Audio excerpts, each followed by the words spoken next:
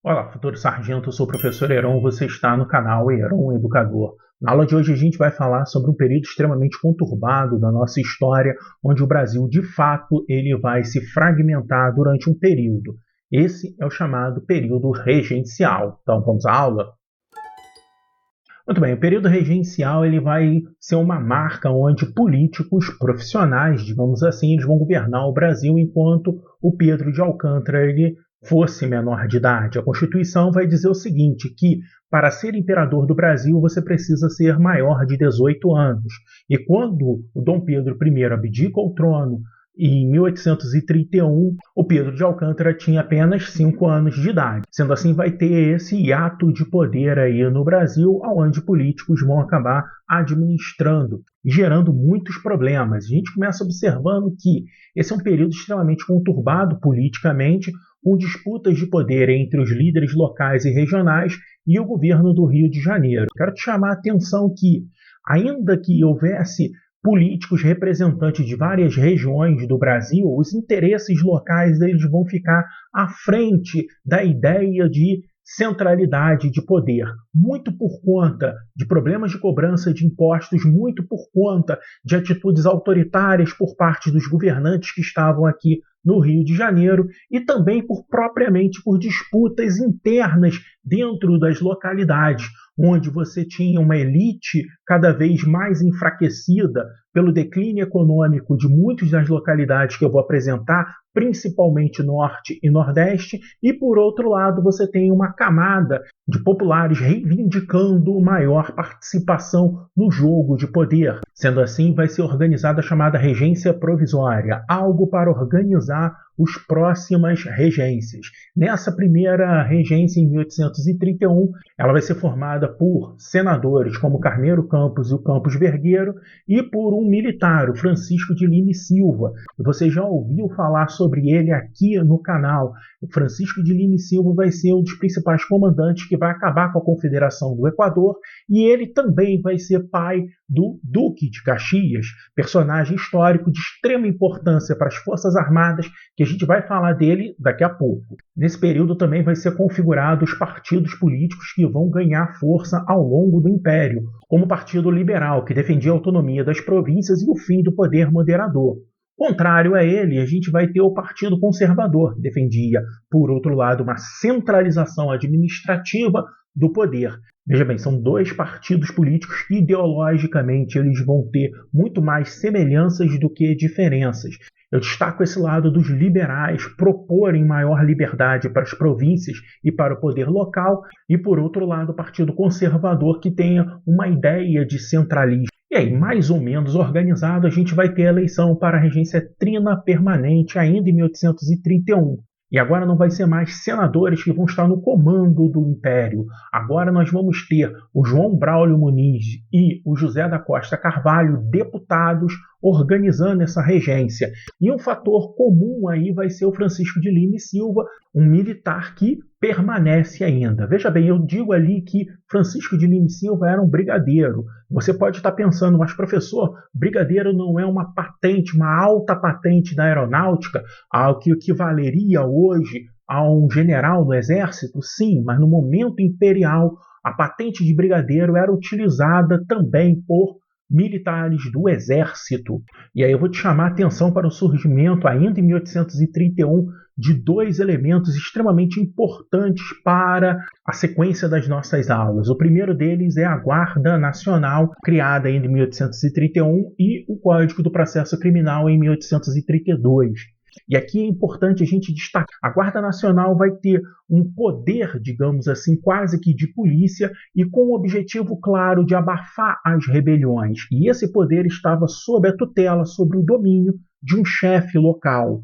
Ainda vinculado a esse chefe local, a gente vai ter o Código de Processo Criminal, que vai criar os chamados juízes de paz. É um juiz que vai ser eleito pela comunidade e vai poder julgar determinados crimes de menor importância.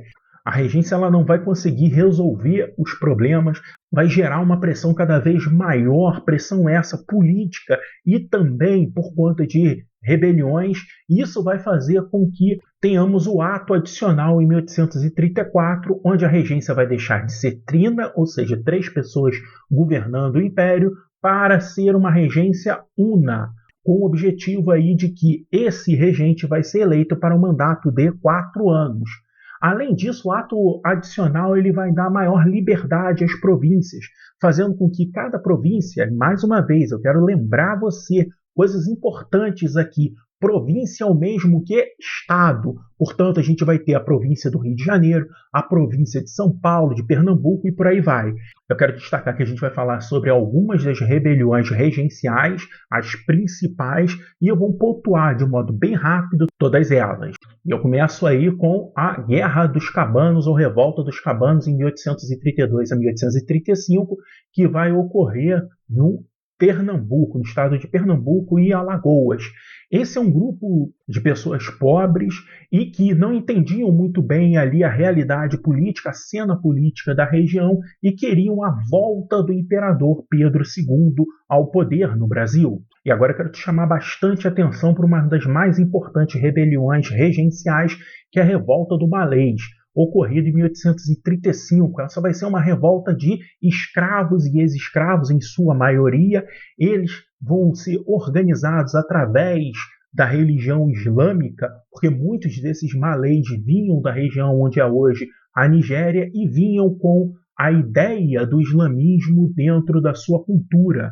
Eles vão se organizar e vão promover uma série aí de embates com as forças propriamente policiais da época, alguns membros da Guarda Nacional, e vão criar um clima de terror dentro da Bahia. Rebelião que vai acabar sendo esmagado, seus principais líderes vão ser mortos e muitos desses escravos vão ser recolocados na condição de escravos. E é nesse contexto que a gente vai ter a regência una do padre Diogo Feijó.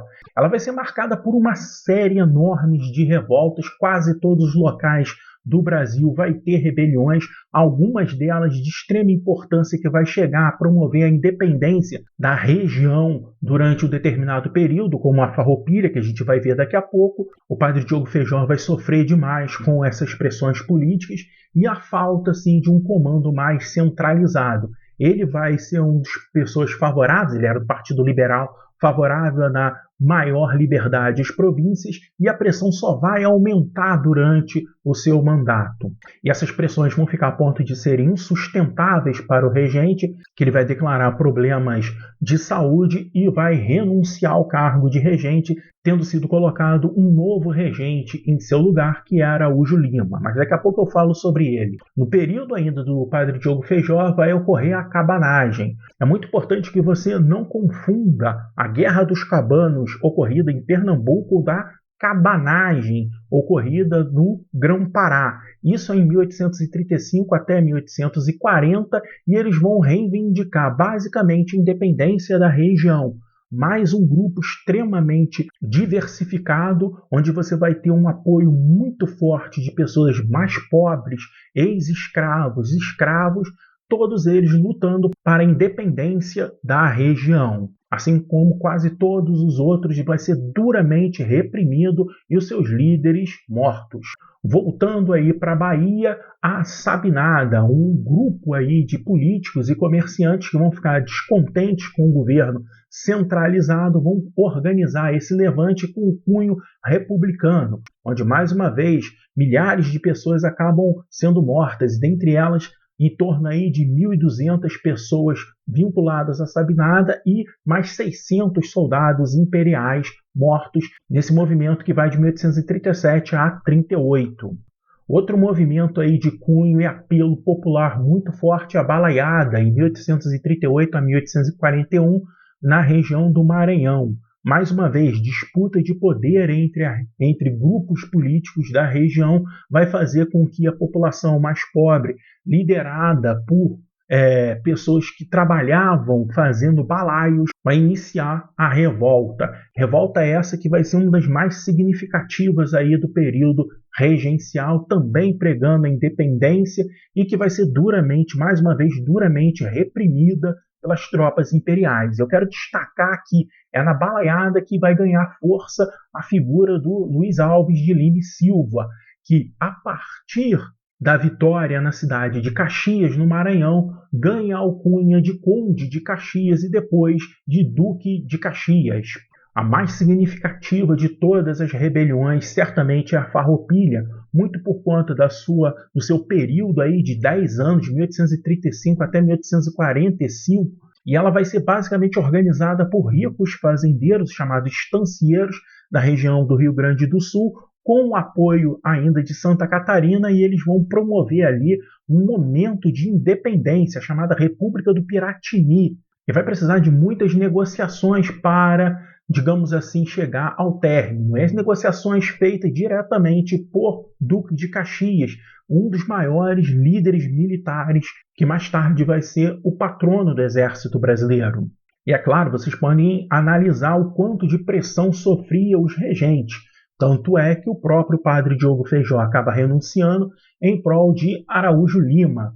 E Araújo Lima ele vai marcar a lei interpretativa do ato adicional. E o que ele vai fazer basicamente? Ele vai tentar centralizar o poder mais uma vez na mão do regente aqui no Rio de Janeiro e tentando organizar mais o controle do Estado. É claro, ele vai sofrer uma pressão absurdamente forte por quem era contrário e queria maior liberdade, a ponto de você chegar a um momento de extrema pressão política no Brasil que vai precisar de alguém que possa resolver, alguém que vá representar o poder onde todos aceitam. E essa pessoa só poderia ser o Pedro de Alcântara. Ainda que ele não tivesse os 18 anos, a figura dele por si só representaria uma unidade nacional. Por isso, aos 14 anos, Dom Pedro vai ser aclamado imperador do Brasil e aos 15, de fato, coroado imperador do Brasil. Vamos ver se você entendeu exatamente aquilo que eu falei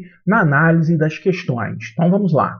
Questão aí de 2020, ao abdicar do trono brasileiro em 1831 e tendo seu herdeiro ainda criança, foi estabelecido que se deveria seguir na Constituição de 1824 quanto à sucessão do trono em caso de renúncia do rei, isto é, que fosse organizada uma regência, marca alternativa que apresenta a sequência correta entre as regências estabelecidas até a maioridade do herdeiro, Pedro de Alcântara. Letra A, regência trina permanente, trina provisória, regência una de Araújo Lima. B, regência una de Diogo Feijó, regência una de Araújo Lima e regência trina permanente. C, regência trina provisória, regência trina permanente, regência una de Diogo Feijó e regência una de Araújo Lima. Ou letra D, regência trina provisória, regência trina de Diogo Feijó e regência una de Araújo Lima. Ou letra E, regência una de Araújo Lima, regência una de Diogo Feijó ou regência trina provisória e regência trina permanente. Então, vamos lá, o gabarito. A ordem correta é regência trina provisória, ainda em 1831, regência trina permanente, também em 1831, a regência una de Diogo Feijó, em 1835, e a regência una de Araújo Lima, a partir de 1837 até 1840, com o golpe da maioridade. Questão de 2012. Em 1831, durante o período regencial, em resposta às agitações militares e populares, criou-se pelos moderados a letra A, Guarda Nacional, B, Conselho de Estado, C, Clube da Maioridade, D, Regência Una de Feijó ou letra E, Código do Processo Criminal. Vamos ao gabarito. A Guarda Nacional, criada em 1831.